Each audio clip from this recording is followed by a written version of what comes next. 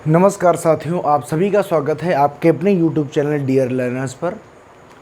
आप सभी का बहुत ही अभिनंदन है, वंदन है और बहुत ही स्वागत है आपकी इस प्यारी सी क्लास संस्कृत की क्लास में, जो कि संधि का चैप्टर चल रहा था और संधि का ही चैप्टर हम आगे आज कैरी ऑन करने वाले हैं। पर बच्चे, पिछली क्लास में हमने आपको दीर्घ संधि कराया था। हालांकि जो पिछली क्लास थी उसमें थोड़ा सा वक्त ज़्यादा लग गया था, इसलिए कम हो पाया था। हम प्रयास करेंगे कि वीडियोज़ जो हों उसमें हम ज़्यादा से ज़्यादा चीज़ों को करा पाएँ, ताकि जो कंटेंट हो, जो भी चीज़ें बने, वो थोड़ा सा आपको ज़्यादा मिले। मैं चाहता हूँ कि कम समय में आप ज़्यादा बेहतर चीज़ें पढ़ पाएँ, और इसलिए पिछली क्लास के लिए मैं थोड़ी माफ़ी भी चाहता हूँ, क्योंकि उसमें मैंने इतना ज़्यादा विस्तारित कर दिया था कि चीज़ें कम हो गई थी। इसके लिए आप थोड़ा सा हमको माफ़ करिए कि वो क्लासें उसमें चीज़ें कम हुई थी। आज की क्लास में फिर से एक बेहतर क्लास है, और इस क्लास का जो टाइम है वो हम 9 बजे करा देते हैं, क्योंकि मैं देखता हूँ कि 5 बजे बहुत सारे लोग, ऐसा मुझे लगता है कि फुर्सत नहीं होते हैं या 5 बजे नहीं आते हैं। तो इस क्लास का जो टाइम है वो मैं 9 बजे करा देता हूँ। ये 9 बजे क्लास आने आएगी और आपको प्रीमियर पहले से ही मिल जाएगा, आपको पहले से ही जानकारी दे दी जाएगी। ठीक है, चलो तो आज हम चलेंगे गुण संधि, वृद्धि संधि और अयादि संधि। तीनों संधियाँ हम एक ही क्लास में पढ़ने की कोशिश करेंगे और आप बहुत ही अच्छी तरीके से सुनेंगे और समझेंगे। तो बिना किसी देरी के हम चलते हैं। आज की जो संधि है, दूसरे नंबर की संधि है, उसे हम कहेंगे गुण संधि। ठीक है, चलो ध्यान से देखो। अगर हम बात करते हैं गुण संधि की, तो यहाँ पर सीधे सूत्र की जाती है, सीधे सूत्र की बात की जाती है, जिसको आप कहते हैं संधि सूत्र। लेकिन उसको पढ़ने के पहले यहाँ पर आप पहले देखो, गुण संधि और वृद्धि संधि में एक विशेषता है कि यहाँ पर आपके पास में दो सूत्र हैं। एक आपके पास में संज्ञा सूत्र है और दूसरा आपके पास में संधि सूत्र है। दोनों चीज़ों को बहुत ही बेहतर तरीके से समझने की कोशिश करिए। यहाँ पर आपके पास दो सूत्र हैं। एक आपके पास में है संज्ञा सूत्र और दूसरा आपके पास में है संधि सूत्र। यानी जो वृद्धि संधि का सूत्र होता है, मैंने आपको सिखाया भी था कि बताइए वृद्धि संधि का सूत्र, पिछले जो क्लास में पढ़ाया था। संधि सूत्र वही होता है। तो संधि सूत्र क्या होता है, तो आप कहेंगे होता है सर जी गुण संधि पढ़ रहे हैं ना, वृद्धि संधि आ रहा है, माफ करिएगा। तो आपको पढ़ाया था कि आद गुणा, क्या पढ़ाया था, आप कहेंगे सर जी आपने पढ़ाया था कि आद गुणा होता है इसका संधि सूत्र। तो भी ये संज्ञा सूत्र क्या होता है, तो संज्ञा सूत्र इसका होता है आदेंग गुणा। क्या लिखा हुआ है, ये लिखा हुआ आदेंग गुणा, ये अंगा लिखा हुआ आदेंग गुणा। संज्ञा सूत्र क्यों पढ़ाया जाता है, तो संज्ञा सूत्र प्यारे बच्चे ये बताता है कि आपके गुण संधि में कौन कौन से शब्द, कौन कौन से वर्ण आते हैं, बस इतना आपको याद रखना है। तो इस सूत्र का मतलब है कि छोटा आ, ए और ओ, इन तीनों को, छोटा आ, ए और ओ, इन तीनों शब्दों को हम गुण संज्ञक, वो सब गुण संज्ञक वर्ण कहते हैं। क्या कहते हैं, गुण संज्ञक वर्ण कहते हैं। क्या यहाँ तक सबको दिखाई दे रहा है, एक बार मैं चेक कर लेता हूँ, क्या सबको वहाँ तक दिखाई दे रहा है, बिल्कुल दिखाई दे रहा है, कोई दिक्कत नहीं है। गुण संज्ञक वर्ण कहते हैं। अब देखो प्रश्न यहाँ से अगर कभी आ जाए कि बताइए गुण संज्ञक वर्ण कितने होते हैं, तो 3, आ, ए और ओ। पूछा जाए गुण संज्ञक वर्ण निम्न में से कौन कौन से हैं, तो आ, ए, ओ हैं। आपसे पूछा जाएगा निम्न में से गुण संज्ञक वर्ण हैं और निम्न में से गुण संज्ञक वर्ण नहीं है, तो आप यहाँ से याद रखिएगा। यानी संज्ञा सूत्र में ये मतलब होता है आदेंग गुणा, पहली बात तो इसका संज्ञा सूत्र है। दूसरी बात इसका मतलब ये है आ, ए और ओ, इन तीनों को हम गुण संज्ञक वर्ण कहते हैं, यानी ये गुण संज्ञा वाले वर्ण है। बस इतनी सी बात याद रखनी। क्या नहीं याद रखेंगे, आप कहेंगे सर बिल्कुल याद रखेंगे। सूत्र में डिफरेंस समझ लीजिए, ये है संज्ञा सूत्र आदेंग गुणा और ये क्या है आपका संधि सूत्र है आद गुणा। हम क्या पढ़ रहे हैं, हम पढ़ रहे हैं गुण संधि, यानी हम चर्चा करेंगे अपने संधि सूत्र की। लेकिन इसको पढ़ाते वक्त ये दोनों बता दिए जाते हैं, ताकि आपके दिमाग में बात रहे कि अगर कहा जाए आ या ए या ओ, ये कैसे हैं, क्या ये वृद्धि संज्ञक वर्ण है, नहीं, ये कैसे हैं, गुण संज्ञक वर्ण है। और वैसे आप जानते हैं कि ये स्वर तो है ही। अब देखो बात करते हैं हम अपने गुण संधि की। तो गुण संधि की जो परिभाषा होती है, तो परिभाषा ये कहती है प्यारे बच्चे कि अगर कभी आ और आ के बाद, माने चाहे ह्रस्व आ हो चाहे दीर्घ आ हो, इसको ह्रस्व को कहते हैं छोटा और दीर्घ को कहते हैं बड़ा, यानी चाहे छोटा आ हो और चाहे बड़ा आ हो। इसके बाद तो लिख दो प्लस, इसके बाद ई, ऊ, ऋषि और ली में से कोई भी आ जाए। और ये कौन से हैं, तो आप कहेंगे, ये कहेंगे सर जी ये तो इक प्रत्याहार के शब्द हैं, प्रत्याहार के वर्ण हैं। ये क्या हैं, इक प्रत्याहार के ये वर्ण हैं। अगर ये आ जाएं तो ये काहे में बदलेंगे, ध्यान रखिएगा, ये काहे में बदलेंगे तो याद रखिएगा, अगर आ के आ और आ के बाद अगर ई आता है तो ई काहे में बदल जाएगा, तो आप कहेंगे ई बदलेगा आपका ए में। काहे में, ए में। अगर ऊ आएगा तो काहे में बदलेगा, तो ऊ बदलेगा आपका ओ में। ऋषि आएगा तो काहे में बदलेगा, तो आप कहेंगे ऋषि आएगा तो सर जी ये बदलेगा अर में। और अगर री आएगा तो काहे में बदलेगा, तो आप कहेंगे ये बदलेगा सर जी अल में। ध्यान से देखो, अगर कभी भी आ और आ के बाद में ई आ गया तो ए बना दीजिएगा, आ और आ के बाद में ऊ आ गया तो ओ बना दीजिएगा। अगर कभी ऋषि आ गया तो अर बना दीजिएगा, और कभी अगर री आ गया तो अल बना दीजिएगा। उदाहरण कैसे हैं, उदाहरण से हम समझने की कोशिश करेंगे इसको बहुत ही बेहतर तरीके से। ठीक, तो उदाहरण अगर हम ए का लेना चाहें तो सबसे पहले हमारे पास उदाहरण है, अगर लिखा हो कभी उपधन, उपधन इंद्र, ठीक लिखा हुआ है।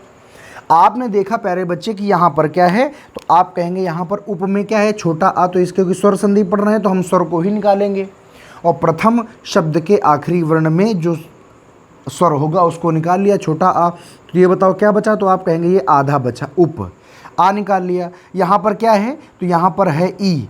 तो आप सब जानते हैं कि अगर आ के बाद जैसे ही आप ई देखेंगे तो आप काहे में बदल देंगे, आप कहेंगे इन दोनों को। देखिए जब असमान स्वर वाला जब सूत्र आएगा या वो संधि आएगी वो अलग की बात है, इनको दोनों को मिला करके आप काहे में बदलेंगे, आप बदल देंगे यहाँ पर ए में।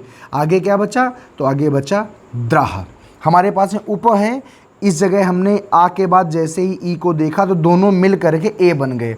देख कर बदलना नहीं है, आ के तभी कहा है कि आ और आ के बाद अगर ई आ जाए तो ए हो जाएगा, आ के बाद ऊ आए तो ओ हो जाएगा, आ के बाद ऋषि आए तो अर हो जाएगा, आ के बाद ली आए तो अल हो जाएगा, यानी आ और ई दोनों मिलकर ए बन गए। अब ये जो ए है तो इसको पूरा कर देगा। भाई ये आधा है और आधा कोई व्यंजन कब होता है, जब उससे स्वर को निकाल लिया जाता है। जैसे ही उसको पूरा करेगा तो ये ए की मात्रा इस पे लग जाएगी तो हो जाएगा उपेन। अब आगे द्राह है तो हो जाएगा उपेंद्र। बताओ समझे कि नहीं। तो इस हिसाब से अगर हम यहाँ पर, ये आपको बात समझ आ गई, अगर ये मिटाकर हम यहाँ पर लिखें तो बताओ क्या हो जाएगा, तो आप कहेंगे हो जाएगा सर जी उपेंद्र। ठीक है मेरे प्यारे भाई, समझ आ गया सबको। अब एक उदाहरण ले लेते हैं हम ओ का। तो अगर आपके सामने लिखा हुआ है महाधन उत्सव, क्या लिखा हुआ है, महाधन उत्सव। आपने जैसे ही देखा कि प्रथम शब्द के आखिरी वाला व्यंजन स्वर कौन सा है, आपने कहा बड़ा आ, और जैसे ही यहाँ से आपने बड़ा आ निकाला तो ये क्या बचा, तो ये हो गया मैं है। आधा हाथ, हा कैसा हो जाएगा आधा, क्योंकि इससे क्या निकाल लिया गया प्यारे बच्चे, तो आप कहेंगे बड़ा आ को निकाल लिया गया है। यहाँ पर आपने क्या निकाल लिया, यहाँ पर आपने देखा कि है ऊ, आप सब जानते हो, फिर आगे जो बचा उसको ऐसे लिख दीजिए। आपने यहाँ पर देखो, यहाँ पर संधि हो रही है, सूत्र कहता है आ या आ के बाद यहाँ पर बड़ा आ है, के बाद ऊ आएगा तो ओ हो जाएगा। तो भैया ये दोनों मिलकर क्या बनाएंगे, तो आप कहेंगे ये दोनों मिलकर बनाएंगे गुरु ओ बनाएंगे। और जैसे ही ओ बनाया, ये देखो आधा बचा है, तो हमेशा ये वाली जो मात्रा होती है यहाँ पर लग जाती है। तो मुझे बताओ क्या बनेगा, तो आप कहोगे कि ये बन जाएगा महोत्सव। क्या बन जाएगा, आप कहेंगे ये बन जाएगा महोत्सव। बताओ बात समझे कि नहीं समझे, तो आप कहेंगे बिल्कुल समझ में आ गई, उसमें कोई दिक्कत वाली बात ही नहीं है। ठीक है, इसको हटा दें। अब देखिए तीसरा एग्जाम्पल देखते हैं। तीसरा एग्जाम्पल कौन सा है, तो अगर लिखा हुआ हो देवधन ऋषि ही, देवधन ऋषि ही, तो यहाँ पर आपने देखा कि भैया हमारे पास क्या है, यहाँ पर हमारे पास है छोटा आ। भाई आपको देखना होता है प्रथम शब्द के आखिरी वाला स्वर और द्वितीय शब्द का प्रथम वाला स्वर। तो लिखा है आ और ये लिखा हुआ है री। तो तो आ के बाद जब री आएगा तो देखो क्या होता है, आ और आ यहाँ पर छोटा है और री आएगा तो अर हो जाता है। तो यहाँ पर आपने लिख दिया कि सर जी ये बन जाएगा अर, बन गया। अब यहाँ से जब आपने छोटा लिया होगा तो ये कैसा बचा होगा, तो ये बचा होगा आधा, और ये जो लिखा हुआ है सी ही, इसको ऐसे लिख देंगे। अब देखो यहाँ पर अर लिखा हुआ है, ठीक, ध्यान से देखना। अब ये अगर आधा है तो ये वाला जो आ किसको पूरा करेगा, इसको पूरा करेगा, ठीक।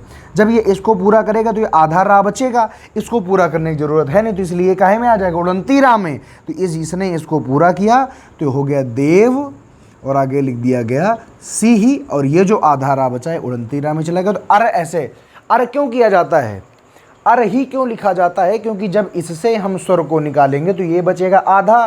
तो ये जो छोटा आ है ये इसके पूरा करने के लिए आता है, और जो रा होता है वो उड़ंती रा के लिए आता है, इसलिए अर किया जाता है। तो हो गया देवर सिंह, क्या हो गया, देवर सिंह हो गया। मुझे ऐसा लगता है कि आपको समझ में आ गया होगा। क्या आपको समझ में आ गया है, तो आप कहेंगे बिल्कुल आ गया है। फिर देखो अगला हम ली वाला कर लेते हैं। मैं आपको साथ के साथ दिखाता भी जा रहा हूँ कि कैसे होता है। और हमारा जो आखिरी एग्जाम्पल है वो कौन सा है, तो आप कहेंगे चौथा नंबर है कि तव धन लिकारः, तव धन लिकारः। अब यहाँ पर देखना शुरू करिए। आपने जैसे ही देखा कि भैया यहाँ पर क्या है, तो आप कहेंगे छोटा आ, तो ये कैसा बचा, तो ये बच गया तव आधा। भाई यहीं से छोटा निकला, ये हो गया आधा, और यहाँ पर आपको मिल गया री, और कारह लिख दीजिए अलग। तो यहाँ पर देखो संधि हो रही है कि जब कभी भी आ के बाद आपको री आए तो आप काहे में बदलेंगे, तो आप कहेंगे हम बदल देंगे सर जी अल में, काहे में, अल। और ये आ क्यों आया है, क्योंकि ये इसको पूरा करेगा, और ये आधा है, चूँकि अगर आधा रा था तो उड़ंती रा लग गया था, लेकिन ये तो ऐसा कुछ करेगा नहीं। तो जैसे ही इसने इसको आकर के पूरा किया, ये आधा था तो आधा रह गया, हो गया लकारह। तो क्या हो गया, तवल्लकारह, क्या हो गया, तवल्लकारह हो गया। इस प्रकार से हमारी चारों जो हैं, भाई देखो यहाँ पर ई से ए हो जाता है, ये देखो दिखा है कि आ के बाद ई आया तो ए हो गया। ऊ से ओ हो जाता है, तो आ के बाद जब ऊ आया तो ओ हो गया। आ के बाद जब री आएगा तो अर होता है, और अर इस फॉर्म में होता है। और जब आ के बाद री आया तो अल हो गया, अल इस फॉर्म में होता है। आपने देख लिया है, ठीक है प्यारे बच्चे। अब इससे ज़्यादा डिफाइन मुझे नहीं लगता है करने की आवश्यकता है, क्योंकि आप इतने दिमागदार व्यक्ति हैं कि यहाँ से आप इसको समझ जाएंगे। अगर आपने स्क्रीनशॉट कर लिया हो तो हम आगे की बात कर दें। जल्दी से एक बार स्क्रीनशॉट कर लें प्यारे बच्चे, फिर उसके बाद हम आगे की बात करना शुरू करते हैं, ठीक है। देखो आगे की बात सुनेंगे। हो गया, हो गया है, तो आगे देखो। अब हम क्या करेंगे, हम गुण संधि के साथ में कुछ हम उदाहरण भी यहाँ पर देखेंगे कि उदाहरण कैसे होते हैं और कैसे इनको हम करते हैं। देखो ध्यान से, उदाहरण लिखना हम शुरू करते हैं। तो हम यहाँ पर उदाहरण लिख रहे हैं किसके, तो आप कहेंगे उदाहरण हम लिख रहे हैं गुण संधि के, गुण संधि के हम उदाहरण यहाँ पर लिख रहे हैं। लिखेंगे, ध्यान से देखेंगे। हम लिखना शुरू किया। पहला है सुरेशः, दूसरा है महेशः, फिर है रमेशः, फिर आगे क्या है, तो आगे आपका लिखा हुआ है महेंद्रः, क्या, महेंद्रः, ठीक है।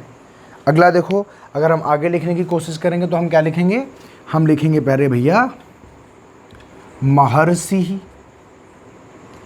हम कैसा, चौथा, पांचवा, हम छठवें नंबर पर लिखेंगे सीतर्तुः। सातवें नंबर पर लिखेंगे गिरीस्मर्तुः। फिर हम लिखेंगे वसंतर्तुः। ये हो गए हमारे पास में 8 एग्जाम्पल, और हम अब इनको करने की कोशिश करते हैं। ध्यान से देखो, देखो ये लिखा हुआ है सुरेशा। आप सभी जानते हैं कि यहाँ पर हम लिख देंगे सुर और प्लस ईसा। और मैंने कल भी बताया था कि प्यारे भैया जो ई जो गॉड होता है वो हमेशा बड़ी जी से आता है, तो जब हिंदी में आएगा तब भी आप उसको बड़ी जी से ही लिखेंगे, ठीक है। महेशा की बात करें, इसका हो जाएगा महा, धन ईसा। यहाँ पर आप खुद ही देख लो कि आ है, यहाँ पर बड़ा आ है, आ के बाद जब ई होता है तो ए हो जाता है। देखो एक ही मात्रा लगी हुई है, यहाँ पर एक ही मात्रा लगी हुई है, यहाँ पर एक ही मात्रा लगी, तो इसमें क्या हो जाएगा, इसका हो जाएगा रमा। लोग लिख देते हैं रम धन ईसा, नहीं होता भैया, रमा धन ईसा, क्योंकि रमेशा जो है, रमा मतलब लक्ष्मी जी, ईसा माने देवता, यानी रमेश जो है वो किसका पर्यायवाची है, रमेशा विष्णु का पर्यायवाची है, इसलिए हम रमाधन ईसा लिखेंगे। महेंद्रा हो जाएगा महाधन इंद्र। और याद रखना मैंने कल भी कहा था, जो इंद्र था वो देव अप्सराओं का डांस देखता था, नाच देखता था, नृत्य देखता था, इसलिए ये छोटा व्यक्ति है, इसलिए हमेशा इसमें छोटी ई आएगी। तो आपने देखा कि सुरधन ईसा सुरेशा, आ के बाद ई आई है, आ के बाद ई, आ के बाद ई, आ के बाद ई, वो ह्रस्व आ हो सकता है या दीर्घ आ हो सकता है, और सब में आपको एक ही मात्रा देखने के लिए मिल रही है। यहाँ पर आ जाते हैं, लिखा है महर्षि। आप सब जानते हैं कि अगर याद कर लो, महर्षि, शीतर्तु, ग्रीष्मर्तु, ब्रह्मर्षि और देवर्षि आदि आदि में क्या है, तो कुछ और नहीं बल्कि आपका गुण संधि होता है। याद रखना, अगर कभी भी लास्ट में उड़नतीरा आपको मिले तो याद कर रखना कि संभवतः उसमें गुण संधि ही होगी। यहाँ पर क्या हो जाएगा, तो यहाँ पर हम लिखेंगे महाधन ऋषि ही बराबर महर्षि ही हो जाएगा। आप देखेंगे कि आ और आ, छोटा आ हो चाहे बड़ा आ हो, उसके बाद अगर री आएगा तो अर हो जाएगा, अर हो गया तभी उड़नतीरा आया है। आगे शीतर्तु तो हो जाएगा शीत और धन ऋतु। आगे लिखा हो ग्रीष्मर्तु तो ग्रीष्म और धन ऋतु।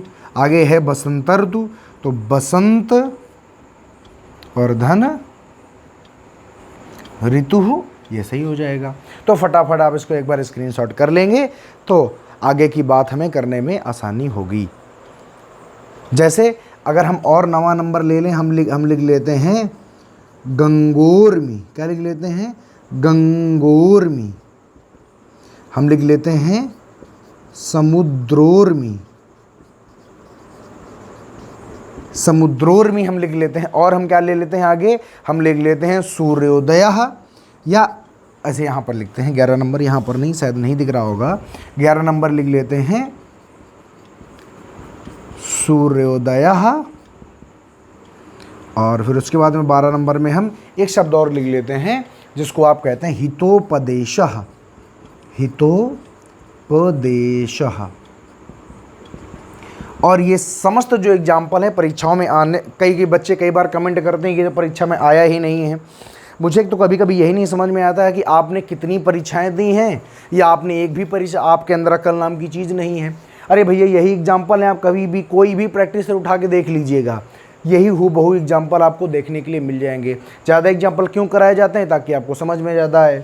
गंगोर में तो इसका हो जाएगा गंगा और धन ऊर्मी। मैंने कल भी बताया था कि जब कभी ऊर्मी माने होता है लहर, और लहर हमेशा बड़ी होती है, इसलिए हमेशा हमेशा बड़ा ऊ बनता है। समुद्रोर्मी तो हो जाएगा समुद्र गंगोर्मी ही, इसमें सब में विसर्गे हैं लास्ट में, समुद्र धन ऊर्मी ही हो जाएगा, समुद्र की लहरें।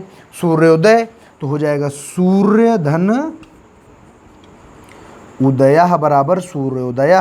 हितोपदेशा तो हित धन उपदेशा बराबर हितोपदेशा हो जाएगा। आप खुद ही देख रहे हैं कि आ और आ यहाँ पर भी है, चाहे छोटा आ हो चाहे उसके बाद अगर कहीं भी ऊ आया है, ओ की मात्रा, ओ की मात्रा, ओ की मात्रा और ओ की मात्रा आ जाती है। इसमें कोई ऐसी कठिन वाली कोई बात ही नहीं है। जल्दी से एक बार इसका स्क्रीनशॉट करो, फिर हम अगली संधि में चलते हैं। मुझे ऐसा लगता है कि आपने स्क्रीनशॉट इसका डन कर दिया होगा। कर दिया है आपने? आप कहेंगे बिल्कुल हाँ कर दिया है। अब देखो आगे, अब आगे प्यारे बच्चे हम चलेंगे गुण संधि में। थोड़ा सा वक्त लगा कर पढ़िए, लेकिन अब हम इस बार से सोच रहे हैं कि एग्जाम्पल भी जो हैं वो मैं लगभग प्रीवियस ईयर की एग्जाम्पल यहाँ पर कराता जाऊँगा। कहीं का भी अगर जैसे कहीं का भी टेट हुआ है, कहीं का भी टीचर से रिलेटेड एग्ज़ाम हुआ है, अगर वहाँ पर जो जो प्रश्न पूछे गए हैं हम प्रयास करेंगे कि वो आपको यहाँ पर हम एग्जाम्पल के फॉर्म में बता दें, ताकि आपको प्रीवियस ईयर के भटकना ना पड़े। तीसरे नंबर की जो संधि है उसे हम कहते हैं प्यारे बच्चे वृद्धि संधि। अब इसको सुनिए, जैसे आपने वहाँ पर 2 सूत्रों का अवलोकन किया था, यहाँ पर भी आप 2 सूत्रों का अवलोकन करेंगे। पहला सूत्र क्या होगा? तो पहला सूत्र प्यारे बच्चे होगा संज्ञा सूत्र, संज्ञा सूत्र, और दूसरा जो सूत्र होगा वो होगा आपका संधि सूत्र। संधि सूत्र आप पढ़ चुके हैं, संज्ञा सूत्र आपको ध्यान से पढ़ना है कि इसका संज्ञा सूत्र क्या होता है। वैसे वृद्धि का और गुण का संज्ञा सूत्र लगभग मिलता जुलता ही होता है, ध्यान से देखिए। अरे जो उसके शब्द होते हैं वो मिलते, सूत्र नहीं उसके शब्द। तो इसमें हो जाएगा वृद्धिरा दैच। क्या होता है? तो आप कहेंगे कि इसका जो संज्ञा सूत्र होता है वो होता है वृद्धिरा दैच। इसका मतलब क्या है? इसका मतलब कुछ और नहीं है। जैसे वहाँ पर आपने देखा था गुण में आपने क्या पढ़ा था, याद करिए। आप जब हम गुण का सूत्र पढ़ रहे थे तो आपने पढ़ा था कि आ, ए और ओ को क्या कहते हैं? तो आपने पढ़ा था इनको गुण संज्ञक वर्ण कहते हैं। अरे यही तो पढ़ा था, गुण संज्ञक वर्ण पढ़ा था। कुछ नहीं करना है, बस इसी का बड़ा रूप। आ का बड़ा बड़ा आ, ए का बड़ा ए, ओ का बड़ा ओ। तो कुछ नहीं करना है, यहाँ पर लिख दो आ, ए और ओ। इन तीनों को हम क्या कहते हैं? इनको हम कहते हैं वृद्धि संज्ञक वर्ण हम कहते हैं। किसको किसको? बड़ा आ, ए और ओ को गुण संज्ञक वर्ण कहते हैं। आ, ए, ओ, और इसी का बड़ा स्वरूप आ गया तो वो हो गया। आपसे पूछा जाए कि वृद्धि संज्ञक वर्ण कितने हैं तो प्यारे बच्चे आप क्या बताएंगे? आप बताएंगे कि ये भी 3 हैं। कौन कौन से हैं? आपके सामने लिखे हुए हैं कि आ, ए और ओ, ये 3 हैं। तो याद रखेंगे ना, बड़ी सिंपल सी बात है। ठीक, अब हम आ जाते हैं। तो बस यही, आपसे अगर प्रश्न पूछा जाए तो याद रखना ये है वृद्धिरा दैच। और तो इसका क्या सूत्र है? इसका होता है संधि सूत्र होता है वृद्धि रेची, और संज्ञा सूत्र होता है वृद्धिरा दैच। इतना सा अंतर है, समझ गए ना भाई? तो गुण से याद रखेंगे, गुण में आ, ए, ओ होता है, इसी का बड़ा स्वरूप वृद्धि में हो जाता है। ठीक बात? अच्छा, ये कहता है कि प्यारे भैया, ये क्या कहता है?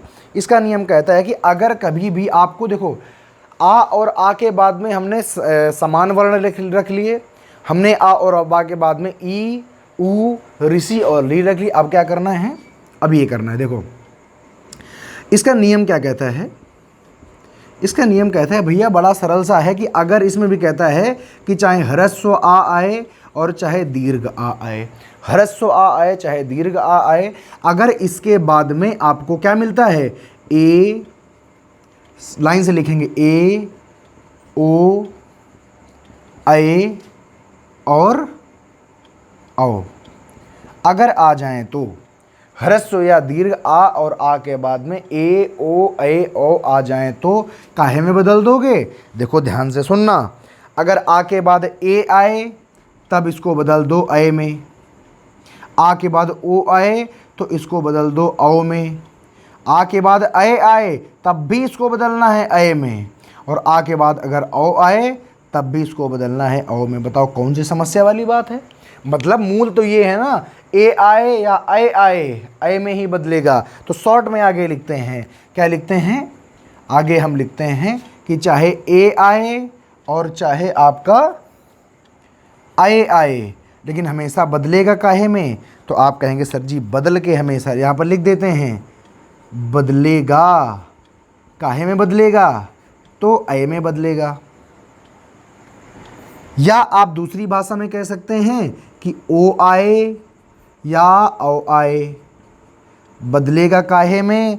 तो आप कहेंगे बदलेगा सिर्फ और सिर्फ औ में ही। यहाँ पर लिख देते हैं बदलेगा। बताओ क्या यहाँ तक दिखाई दे रहा है सब कुछ साफ सुथरा? क्या यहाँ तक दिखाई दे रहा है? तो थोड़ा सा ऊपर लिखने की ज़रूरत है, इसको थोड़ा सा ऊपर लिख देते हैं इसको कि भाई काहे में बदल जाता है? तो आप कहेंगे कि औ में बदल जाता है। ठीक है, उदाहरण के द्वारा एक बार समझ लेते हैं। हम उदाहरण लिखना शुरू करेंगे तो बड़ा सिंपल सा है कि भैया इसके बाद में ए आए तब भी ए आए तब भी ए, ओ आए तब भी ओ, और औ आए तो आपको बदलना ही बदलना है। जैसे उदाहरण हम देखेंगे, उदाहरण ध्यान से देखो। उदाहरण कौन से हैं? उदाहरण में कहता है, जैसे लिखा हुआ है सदा और धन एव। आपने देखा कि यहाँ पर हमारे पास क्या है, तो आप कहेंगे यहाँ पर है हमारे पास बड़ा आ और यहाँ हमारे पास मिल गया ए। यहाँ पर बच क्या गया, तो आप कहेंगे बच जाएगा सद और यहाँ पर बच जाएगा वाह। ठीक, तो दोनों मिल करके, याद रखना हमेशा, दोनों मिल करके क्या बनाएंगे, तो आप कहेंगे दोनों मिलकर बना लेंगे अय। अय लिखा ऐसे जाता है और मात्रा हमेशा उसकी ऐसे लगती है। तो ये जो मात्रा होती है, फिर से देखो ये आधा बच गया, तो मात्रा हमेशा कहाँ आएगी, यहाँ पर। गुण संधि में भी क्या हो रहा था, ये आधा बच रहा था तो मात्रा हमेशा यहाँ पर आ रही थी, तो मात्रा यहाँ पर लगा दो तो ये क्या हो जाएगा, स द अय की मात्रा और आगे बचा हुआ तो हो जाएगा सदैव। ठीक है, समझ गए ना भैया। अय की मात्रा दिख रही है, अय लिखते ऐसे हैं और मात्रा इसकी ऐसे हम लगाते हैं। बड़ी सरल सी बात है, कोई समस्या वाली बात तो प्यारे बच्चे है ही नहीं। तो आप कहेंगे बिल्कुल ठीक बात है सर जी, कोई समस्या वाली बात तो इसमें नहीं होनी चाहिए। जैसे आपने लिखा जल धन ओध, ऐसे लिख दे, ओघ लिखेंगे। आपने लिखा जल प्लस ओघा, ऐसे लिखा, घाघड़ी बनानी है। ठीक है, ओघा क्या हो जाएगा भैया। आपने देखा कि यहाँ पर हमने लिया, यहाँ पर हमारे पास में छोटा आ है और यहाँ पर हमारे पास में ओ मिल रहा है। यहाँ पर क्या बचा, तो यहाँ पर बचा आधा जल और यहाँ पर बचा आपका घा। दोनों को मिलकर क्या बन गया, तो दोनों मिलकर बन गए आपके औ की मात्रा। आप जानते हैं कि जब आ के बाद ओ आए तब भी औ तो औ होता ही है, तो ये वाला औ कहाँ लगेगा, यहाँ पर लगेगा। तो लिख दो, हो जाएगा जलौघा। क्या हो जाएगा, हो जाएगा जलौघा। ठीक है भाई, आप कहेंगे बिल्कुल ठीक बात है, कोई दिक्कत नहीं है यहाँ पर। समझ गए ना भाई। जैसे देखो एक हमारे पास में बात आती है मतैक की, ध्यान से सुनना, अय की बात करते हैं। मतैक एक हमारे पास शब्द आता है, ये आप ऐसे देखेंगे। एक हमारे पास उदाहरण आता है मत धन ऐक्यम। ऐक्यम, ये देखो हमारे पास लिखा हुआ है। आप तुरंत देखें कि यहाँ पर भैया हमारे पास छोटा आ लिखा हुआ है और यहाँ पर हमारे पास लिखा हुआ है अय। क्या लिखा हुआ है, अय। और यहाँ पर क्या बचा, मत बचा है, आधा हो गया है, और इधर क्यम तो भाई साहब है ही है। जब दोनों मिले तो इन्होंने बना लिया अय, या अय की मात्रा को हम ऐसे लिखते हैं। तो मतलब अय होगा तब भी अय, ओ होगा तब भी अय, ए होगा तब भी अय बना, और अय है तब भी अय बनेगा, तो क्या हो जाएगा, तो हो जाएगा मतैक्यम। क्या हो जाएगा, मतैक्यम हो जाएगा। ठीक है बात। तो यहाँ पर आप लोग बहुत ही बेहतर तरीके से समझ पा रहे होंगे कि मैं क्या आपको बताने या समझाने की कोशिश कर रहा हूँ। अगर हम आगे की बात करें तो आपके सामने एक और उदाहरण आता है बन धन औषधि। बना धन औषधि ही, वनः और धन औषधि ही, क्योंकि औषधि तो होता नहीं है, औषधि ही होता है। तो अगर कभी भी यहाँ पर आपको मिला है छोटा आ और यहाँ पर आपको मिला है भैया औ, तो दोनों मिलकर क्या बनाएंगे, तो आप कहेंगे दोनों मिलकर बनाएंगे औ। तो ये औ कहाँ आएगा, इस वाले में आएगा, क्योंकि ये वन कैसा बचेगा, इस वन में ना कैसा बचेगा, आधा, और सधी ही तो आगे बची जाएगा। तो क्या बना देंगे, आप बना देंगे बनौषधि ही, हो जाएगा बनौषधि। ऐसे हो जाता है। मतलब यहाँ पर कोई भी एग्जाम्पल बहुत ज़्यादा कठिन या बहुत ज़्यादा डिफ़िकल्ट नहीं होता है, बस आपके देखने का नज़रिया होता है कि आप इसको कैसे देखते हैं। अगर सबको बात समझ आ गई है तो बड़े भैया जल्दी से एक बार स्क्रीनशॉट करिए, ताकि हम थोड़े से और आपको एग्जाम्पल बताएं और इस क्लास को ख़त्म करने की कोशिश करें। ठीक है, तो इसलिए मैं आपको पूरी डिफाइनिंग तरीके से बता रहा हूँ, ताकि संस्कृत में आपको दिक्कत ना होनी चाहिए कि संधि में आप उलझ के रह गए। ठीक है, चलिए जल्दी से कर लीजिए इसको, फिर हम आगे की बात करें। कर लिया सबने, देखो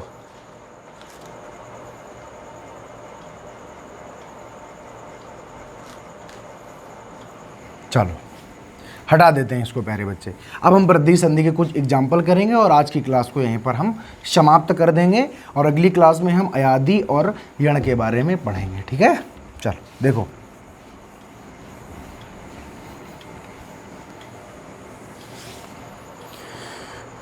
देखिए उदाहरण हम करेंगे आज।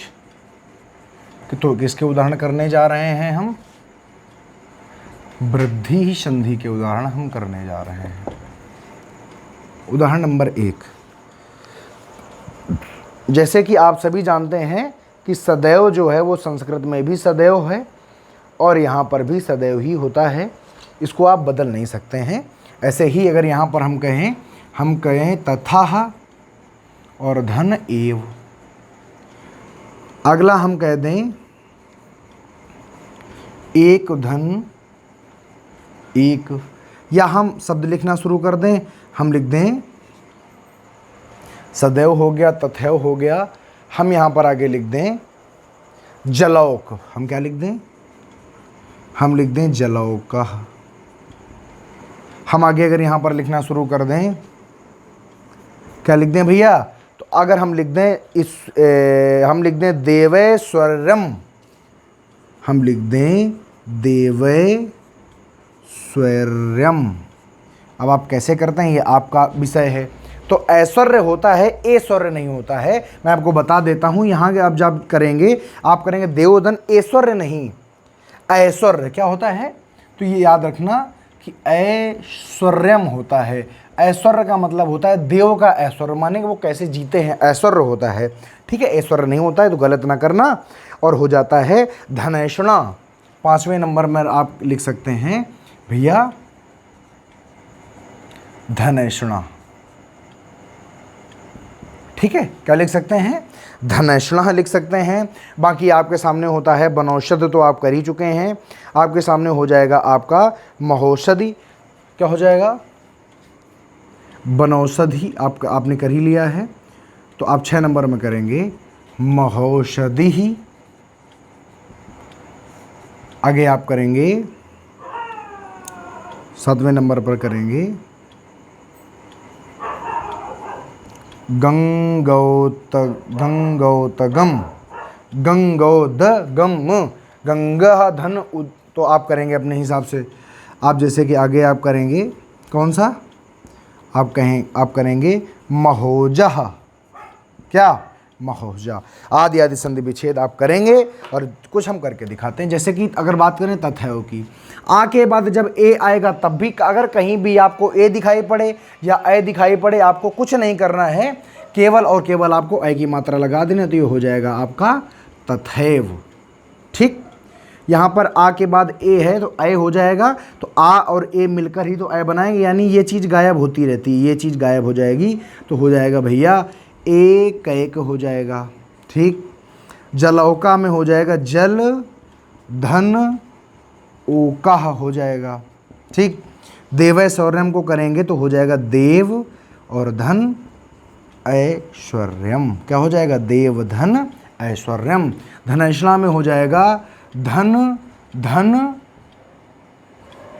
ऐषणा। ये याद रखना, ऐ बना हुआ है, ये क्या है? ऐ बनाया ऐसे जाता है, मात्रा ऐसे लगती है। ठीक है, महौषधि हो जाएगा महाधन औषधि ही, औषधि ही। और गंगोदगम में हो जाएगा गंगा धन उदकम। और महोजा में हो जाएगा महाधन ओजह हो जाएगा। अब आप फटाफट इसको देखें, बताइए किसी में अगर समस्या है तो नीचे कमेंट जरूर करें प्यारे बच्चे। मुझे ऐसा लगता है कि आपको किसी भी टर्म पर समस्या नहीं होनी चाहिए। आज के वीडियो को हम यहीं पर समाप्त करेंगे प्यारे बच्चे। मेरी एक सबसे बड़ी दिक्कत ये है कि मैं तब तक आपको पढ़ाता ही रहता हूँ जब तक मुझे ऐसा नहीं लगता है, जब तक मैं खुद नहीं ऐसा मुझे लगने लगता है कि आपको मैं समझा पाया हूँ। मेरी यही एक दिक्कत है कि मैं इसीलिए एक क्लास में वो बहुत सारी चीज़ें आपको नहीं कराता हूँ, क्योंकि मुझे ऐसा लगता है कि अगर आपने एक चीज़ के विषय में अगर अच्छे तरीके से अपनी नॉलेज को, एक अपनी सोच को बना लिया, तो आप इसको पक्का कर पाएंगे। और अगर सोच गड़बड़ हो गई, अगर आपने सोच को सही से नहीं बनाया, यानी आपको समझ में नहीं है, सोच का मतलब समझना, और अगर समझ आपकी नहीं बनी तो फिर आप दिक्कत में आ जाएंगे। इसलिए बहुत ज़्यादा खाने से अच्छा कम खाएँ, लेकिन क्वालिटी का खाएँ, या कम देखें, कम पढ़ें लेकिन अच्छा पढ़ें, ताकि जो हमेशा काम है। तो आज की इस क्लास में मुझे ऐसा लगता है 2 संधियां मैंने पढ़ाई, आपको एग्जाम्पल करें, आपको बेहतर समझ में आया होगा। आज क्लास को यहीं पर ख़त्म करेंगे, आपसे विदा चाहेंगे।